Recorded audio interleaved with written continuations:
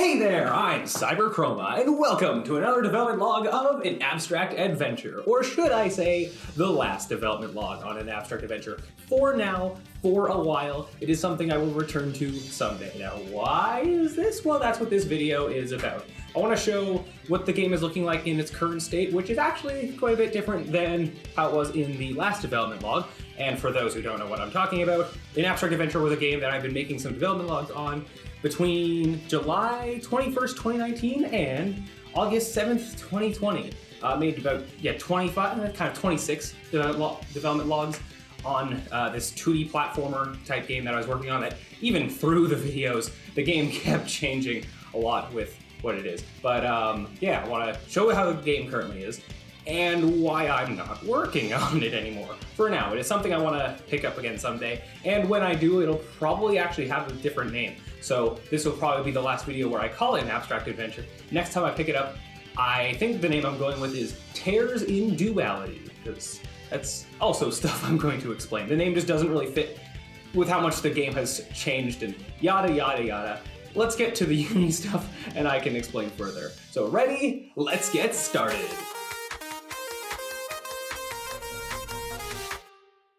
Alright, so this is the Unity project of what An Abstract Adventure is currently looking like. There's a lot of crazy stuff going on here, so I think this is best explained through example. Let me go into play mode and show you the current status of where this is. So yeah, when I said it's different than the last devlog with the tethering thing, yeah, I wasn't lying. There ain't no tethering going on here. Instead, a different idea that I was playing around with. One thing also to note is that for this experimenting I was doing, just like the tether thing, I stripped away kind of all the artsy stuff so I could just do some programming, messing around, and yeah. So basically, in a nutshell, this is my idea for the gameplay. You switch between a sphere and a cube. I don't know how much to explain this as if someone has seen all of the devlog up till now, or someone's seeing this for the first time, considering the last devlog was a long time ago. I think it actually might be best that I sort of start from scratch, kind of. I'm not going to be getting into every little thing because we'd be here for hours, but kind of a general overview of some things that I want to show off. Starting with this. So basically, this is a 2.5D platformer because I'm better at 3D modeling than I am at drawing, so we went with 3D here. Where you have two different characters, this cube character and this sphere character, that you switch between by going through these tears in reality. That's where the Tears in Duality name comes from. Yeah. The Abstract Adventure name came more from, like, enemies are going to be all these abstract monsters, which isn't really even, I don't know how much that's going to be a thing anymore, but anyways, I'm getting ahead of myself. I kind of want to show off some gameplay stuff before I talk about the story that I envisioned for this. But yeah, basically, you got these holes. And, well, this one is just like, it comes from a sphere, and actually there's a sphere inside of a sphere going on here. Here we got like cubes, but I can have any mesh that I want having this stuff going on. Yeah, and so the main idea of this is that it's a platformer, so there's a lot of conventional platformer things. It'd be like moving platforms and hazards and all that fun stuff. But also, depending on what side of the tears you are on, you actually have different abilities. So if I go forward here, and first of all, both of them can jump, but the cube can wall jump. The cube can also dash through the air, and there's like an extension to that where the cube can dash through the air, but if you dash into a wall, you get launched up the wall that then you can jump off of, and it makes a nice little combo there. I don't actually think that with this test level I have a good demonstration of the sphere's abilities, but the sphere can glide, and let me actually get up here real quick so there's more of that. The sphere can glide. Okay, for a second it wasn't working, it's fine. You can glide through the air, and then also if you're in the air and you press the same button that does the dashing through the air, you smash into the ground and then you bounce off the ground. So yeah, these are just the abilities that I came up with for these characters that are meant to kind of play off of each other. I was trying to make it so that they're both kind of equal-ish. There's not like one that's way better than the other. Well, I guess it's subjective, but yeah, that's all I got for this little test level thing here. This was mainly just to test the different things going on with this tears mechanic, which also, I should say that the collision actually is affected by this. Like, this is a cube that goes like all the way over, like around, like further than it looks, yet you can go through it. And then there's like this cube that goes, like this is one cube that, or rectangle, whatever, it goes all the way through here. But with the tear, you can actually go right through it. And more than this, these tears could move around. So if I go so I can actually click on stuff in scene view. If I click on this, you can see I can actually move it, and that does affect what we can go through, which I think is pretty cool. And I think there could be some interesting gameplay mechanics that could come from this. And also, with more work, can be made to look graphically better. I have some ideas of where I might take that eventually. There's also, like, as you can see, there's just stuff in the background to just show the potential of, like, some of the cool visualness that can go on with this. We also got tears within tears. It's not super recursive. It can only go, like, 2 layers deep in how it's currently programmed, but that should be more than enough to, well, what I was initially wanting to do with all this. Yeah, so that's that. Now, next, I want to show off a bit of how we got here, and I just have some quick little video clips of that. So this is how the game started, way back in 2D era. First of all, so the characters actually have, well, mainly just the cube person here, actually has graphics. And if I were to continue working on this, when I eventually do, this is like the vision I have kind of mind for. Try to take this design, but make it 3D. Maybe. We'll see how that actually goes. But yeah, this is what the game once was at one point. Oh, the characters, can they double jump? I actually completely forget whether they can still double jump. I haven't actually looked at this project in quite a while, so they cannot. Yes, I got rid of that because I wanted to not have that, but double jump code existed at one point. Anyways, yeah, so that was that, and then I think it became this one? No. Ignore that. I'm jumping ahead. Came this, where I made it 3D because I really struggled to, like, even though that scene you saw a few moments ago looked decent in 3D or in 2D, I'm not a 2D artist. I struggled to make anything beyond that. So at that point, especially environmental wise, so at that point I'm like, I can't continue making the game in 2D. I just do not have the skills to do so. But anyways, at that point, I made it in 3D, and also by this video, I'd made more mechanics, as you can see. Like, first of all, the cube here is actually still animated, and a lot of the code here still exists. I just stripped it away with the stuff I was experimenting around with. Yeah, like the stuff where you can like interact with doors, as you see here in a second. You saw I could take damage, and like I flickered, all that cool stuff. Then I took that one thing you just saw, and here's some graphical stuff I did that I think looked quite cool. So. Yeah, and then this was like, I don't know how long ago, at least like, yeah, 2 years ago. So I'd like to think that maybe my Blender skills have also improved since then, and I could continue to do more stuff with cool Blender model environment things, and yeah. So this is just basically the same thing, but better looking. At this point, yeah, there's also UI that I had in the different corners. That's blue because originally this character, at one point, I think the character is blue and not purple. And I just hadn't changed that yet. Anyway, oh wait, actually, well, that health bar was behind my head, but whatever. Anyways. Yeah, so I'm just waiting for it to get to the end of basically showing the same thing here. Yeah, there we go.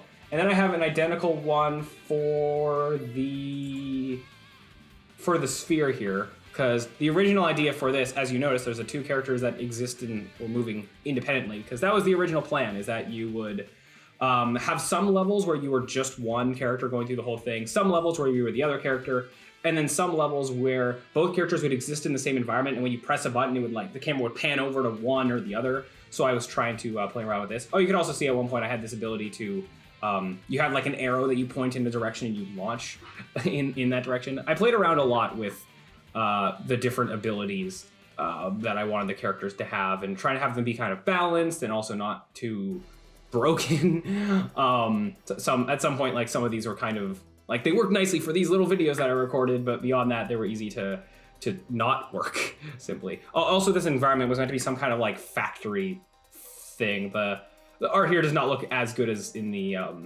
rooftop scene, in my opinion, but that's okay. Still a work in progress. Either way, oh, then we get to this. Yeah.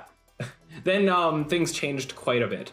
I wanted to change like the idea that I had with how that was currently shaping up, and then I did actually go back for something more 2D, and this is what I came up with, where you actually have a split screen thing where you have a character on the top and a character on the bottom, and it's a puzzle game where you had to get both characters to like the end of the level or whatever objective you'd have in the level.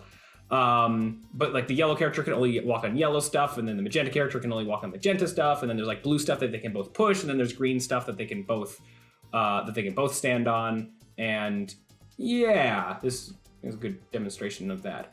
The problem with this, then this is a more refined version of that. I'll just play through as I talk. So this looks cool. I think this looks quite neat visually. My main problem of why I didn't continue working with this, and a lot of my ideas like at the time why I wanted to change, was just that I struggled to make stuff beyond what these videos were. Especially this. I am not good at designing puzzles, especially a puzzle platformer, which is what this was, which isn't what I initially wanted the game to be. I wanted it to be more of an action adventure game platformer thing. What I do know is that puzzle platformers are really hard to design, and more importantly, design well. So I decided that I couldn't continue going on with, let me go back to that, with this style, because I just couldn't, I couldn't level design for it, especially for like a big game. But maybe I could try to take this idea and make some small thing out of it later. And also, this was several years ago. Maybe if I took another crack at it now, I'd have more success with it. Yeah, and then we got to this. I guess I'm just gonna keep going down the timeline. We're almost at present day here. I think this is, actually I'm gonna skip to the next one, because I kind of like with this, like some of the others, I had like part 1, part 2, like got the thing working, and then here's the more polished version of it. This is what we had at the time of the last development log, which was, part 25, and it started at part 0. This was a tether system that I was working on. To move away from it being a puzzle platformer, the main thing that was making it being more puzzly than I wanted it to be was the fact that the two characters moved separately.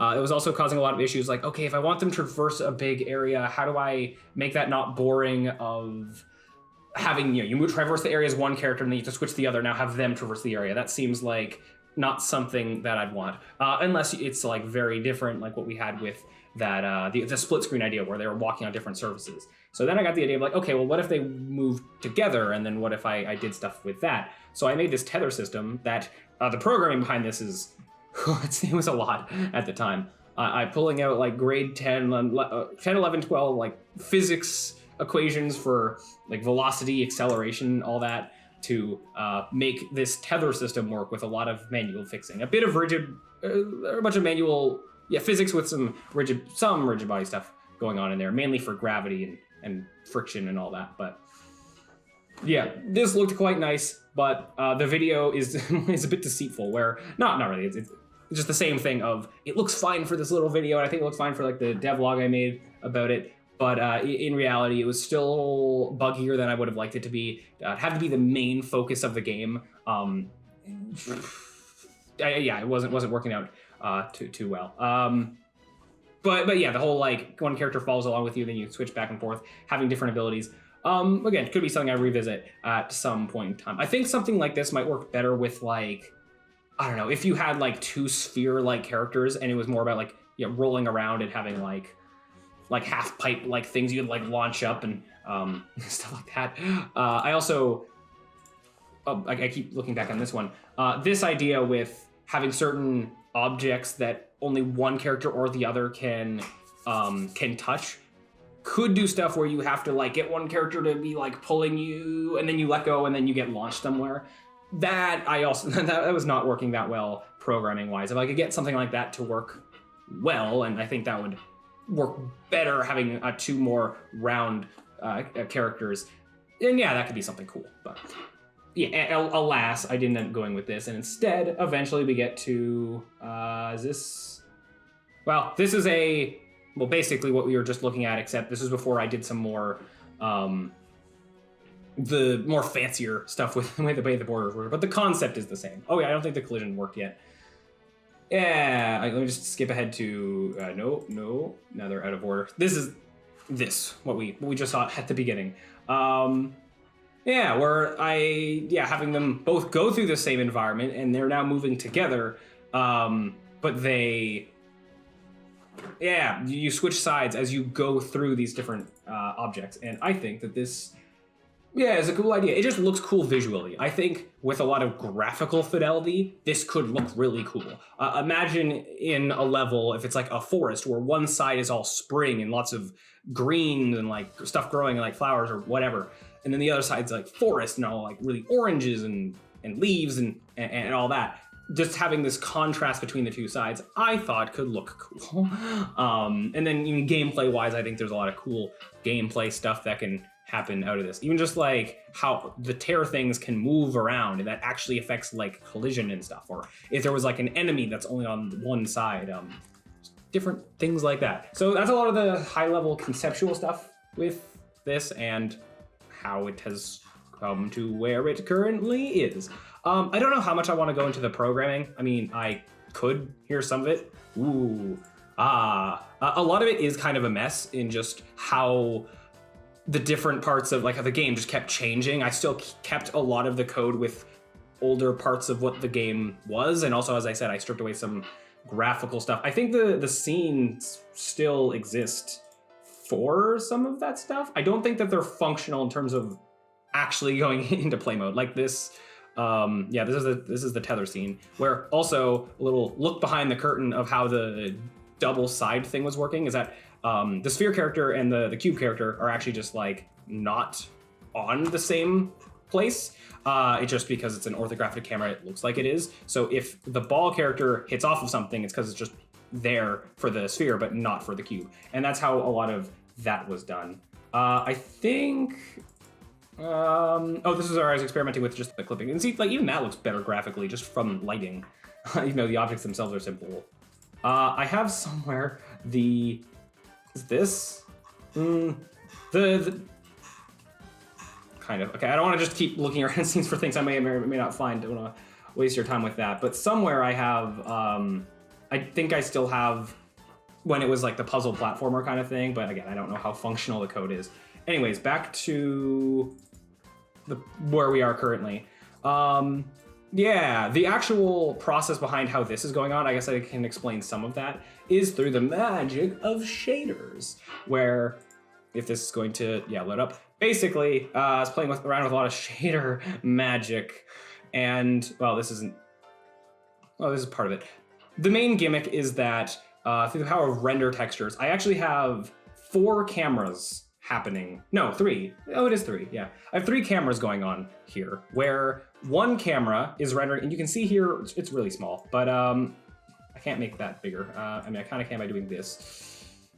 You can kind of see it. So this is the main camera that's seeing what ends up being the final result of what the player actually sees.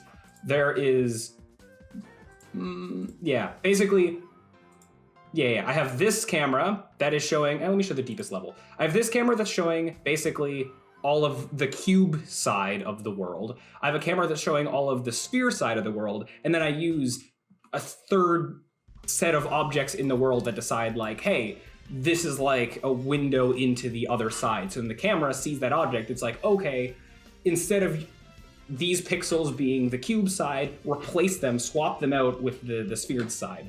And it worked quite well. Now, it does not work well in the scene view, but that's kind of okay, I guess. It makes it a little bit harder to work with, but it does look fine in the scene view, which is all that matters. Another cool thing I can do, can I do this easily? Okay, I don't actually know, and it might take too long to try, but I do know that I have ways to, currently it's like the primary side is the green side with the cube. Yeah, the green side with the cube, and then the secondary side is the sphere side with like all the blue.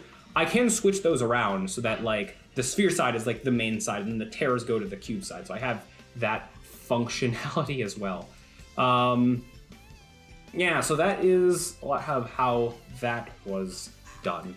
All right, so that was a lot of the game getting to where it is currently. Now I wanted to talk about some of this game design document stuff that is a lot of my plans for what I want the game to eventually be. That, again, if I continue working on it in the future, then hopefully I'll get to do some of this stuff. So I haven't even looked at this game design document in a while. Also, I wrote by Cyber Chroma instead of my actual name. Sure. Also, it's like a code name. I just called it Abstract rather than writing in Abstract Adventure every time. And also, by the by, the name in Abstract Adventure is partially a pun that I just thought was funny. And just it acronyms to AAA, so I can say it's my AAA game, which I just thought was funny. But yeah. But the game, as it currently is, as its current plans are, basically, it's a world of shaped creatures. It's a 2D platformer. Purposely having the art be simpler so that I can actually do it as one person, and make a lot of like characters and environmental stuff. Yeah, it also ties into the story just a little bit, mainly with a lot of puns. As one side of the world is all spheres and sphere people and all that, and the other side of the world is all cube people. It's a cube blocky world. So again, more contrast between the two sides. So as such, you play as two characters. Q, because it vaguely sounds like cube, and Cal, or Sir Cal. Get the pun on circle? Ha ha ha ha ha. It is actually really, really funny just how much of the story spawned out of this pun. When I was coming up with names for the characters, like, wow, if he's Cal, he was Sir Cal, he was a knight. And then, just first of all, him being a knight spawned a lot of the story of the sphere side of the world. The main, have more contrast between the two sides. The main thing that I was hoping to try and go with was that the sphere side is all medieval fantasy magic kind of stuff. And then the Q side with the cube and all that was all sci-fi technology stuff. And I thought that would also be cool for more contrast and just look cool visually. And also do some just cool things gameplay wise. So both characters can move, jump, swim, and interact with stuff. The cube, which all these abilities, the idea was that you'd unlock them as you go through the game. They both get a kind of passive ability that's just almost like an upgrade to their jump, where one gets a wall jump, the other gets a glide. Then one gets a dash, as you saw, and the other gets a slamming into the ground, and then that's tied to a button. Currently it's on right click. That's just, the buttons don't matter, they can change. And then they both get an upgrade to that ability, so it has some additional part of it. This is to keep both the characters kind of samey but different-y, so that it's not like one is way better than the other is what I was trying to do with it. The cube as an upgrade to the dash, it's if you dash into a wall, then you'll launch up the wall, which also helps with the wall jump. So cool. And then the sphere slamming into the ground to also be able to slam into stuff, and also it'd be useful for like slamming enemies or whatever. Gets a bounce added onto it, which adds more to the ball thing, to be able to bounce up really high, kind of like a high jump sort of thing, which then also could help for traversing more distance with a glide. So yeah, that was the idea there. Then I had some just controls here. So do I want to read all this? Yes, I'm going to read this all in not all of this, but mainly the basic story, the basic idea of what the game is in a cool narrative voice. 2 planets on opposite sides of the same star, a cube world with the city of New Polymore, futuristic and sci-fi, and a sphere world with the kingdom of Bulbridge, with magic and fantasy. Dark creatures, the Attrements, are causing the worlds to phase into each other, making both occupy the same space, which will eventually destroy both worlds. The 2 main characters, a cube engineer, Q, and a sphere knight, Sir Cal, become able to see and interact with both worlds, and must work together to stop the Attrements. Long ago, 4 elemental runes were used to seal the Attrements away, but they have since disappeared. Our heroes must find and reassemble them before it's too late. And that's the premise of the story. It's generic enough that it could allow for a lot of gameplay stuff, whatever I want to have happen. And I have way more planned out than this, but this is the basic overview that justifies the story, which it works. It definitely works. Also, Attrements, I believe, when I came up with that name, it's like Latin or it's a derivative of a Latin word that means like ink. So they're like ink creatures, all like dark blobs that like corrupt things was the idea, which is also where like the terrors having these black outlines. I was thinking eventually making it like it'd be cool if there's like a black purpley swirly mess would be cool. So yeah. I'm not gonna read through all of this. If you care to, you can read it yourself at the moment. But basically, yeah, both characters are existing in the same place. A lot of this is just explaining with words what you saw in Unity moments ago. But oh, this is old. Oh yeah, this is old. I never updated this. At one point, I was gonna have it just be that you switched every few seconds in like a rhythm style, like. But that was another thing that I decided to not go with. But this ended up becoming the terrorist thing. So I'm just noticing that myself. I never actually wrote this here. There was going to be a hub world where rather than just being like 1, 2, 3, 4 levels in like in a sequence, you'd have to actually explore the hub world to find the level entrances, and then there maybe be NPCs that you talk to and all that. I always like intricate hub worlds that are more than just the levels laid out side by side. So. It's like every game I plan, I'm like, oh, it has to have a hub world. And this was going to be one of them, and will be one day. And even the game I'm working on now, the Handyman with the Unicycle, it will have a hub world, but we'll get to there. Ooh, and we get to there. Yeah, and then... yeah, levels and stuff. I don't remember how accurate this is to what my current plans are, but yeah, the main idea is that you'd go into a world and you'd have certain objectives that you have to beat, and then you beat the levels. And even some of the levels within a world I was going to have that you could maybe do out of order. And I was thinking of almost laying it out in like a astronomy kind of way with like constellation almost, where it's just like lines and like dots that like go to different paths. That could be different for each world. Could be cool. Yeah, and then I was going to have that when you beat a level, you get a score to incentivize replaying the levels, yada, yada, yada. Oh, then here's like the level plans of how you go in between all of the different worlds. And then I even had like mission objectives, yeah. So part of this was inspired by Super Mario Sunshine, where that's a game where you're like in a world and you have to go to places and get levels, but, you're in places, you do objectives, and then you get the shine sprites. But getting the shine sprites isn't always just get to the end of the level. Sometimes it'd be like, yeah, beating a boss, or chasing after some, or like doing like a race. Blah, blah, blah, different like platformer-esque things that aren't just get to the end of the level, but some of them are kind of just get to the end of the level while doing some additional thing. Yeah, just to incentivize the levels being different and cool and all that. None of this is set in stone. A lot of this was kind of placeholdery just to see what different objectives I could come up with.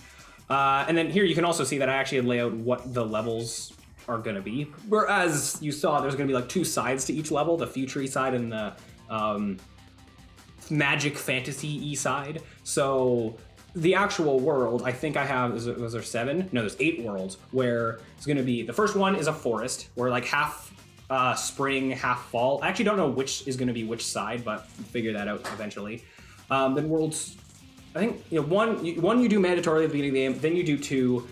World 2 is going to be this laboratory that half of it was like, or a temple laboratory, where half of it is an abandoned temple that's all crumbling and temple-y. And then the other side was going to be like a laboratory that's all sci-fi and lasers and all that kind of stuff. Then you unlock worlds 3 and 4 at the same time, where you can go do them in either their order, but you have to do both of them to continue, where one was going to be an underground mine. Kind of. Yeah, I've sort of changed this a little bit, where the sci-fi side is going to be like, I think the sci-fi side was going to be like an underground mine. No. The sci-fi side was going to be like a sewer, I think. Yeah, I have this written down somewhere, but yeah, the sci-fi side was going to be like a sewer, and then the magic-y side was going to be an underground mine, with miners using magic stuff to like mine. I don't know, we'll see. This is just ideas that I had. It was also going to maybe give this kind of an ice theme, like an underground ice cave. We'll see. Level 4 being an airship fleet, where in the sky on different airships, where one side was going to be all, again, sci-fi and different sci-fi ships, and then the fantasy side was going to maybe be like steampunk kind of ships. I thought that was something I could experiment with. Or it'd be different like magical creatures that you're just on the backs of or whatever. Basically just the sky level. but done in hopefully an interesting way. Level 5 is going to be a construction site where they're actually both sides are a construction site, but one, the sci-fi side is like a skyscraper, these skyscraper rooftops, as you saw in that one level I was sort of designing before. But yeah, doing it as a construction site just allows for more stuff to put in the levels for like hazards and all that. So construction site for a skyscraper on one side, and on the other side, a medieval castles construction site. I thought that would be interesting to like, and also again with the magic thrown in. So if witches and wizards and whatever are constructing a castle and it's like in the middle of being constructed, what would that look like? And I thought that could be an interesting level. Next, world 6 and 7 you unlock at the same time, and then it's the water level and the fire level, kind of, where ocean floor, or on one side I was thinking of the fantasy side being like an Atlantis style city, and the sci-fi side being like an aquatic science laboratory base thing. Yeah, we'll see how that goes. And then level 7 is volcano, which is the only one that I don't have figured out what the two sides are going to be, other than them both being fire related.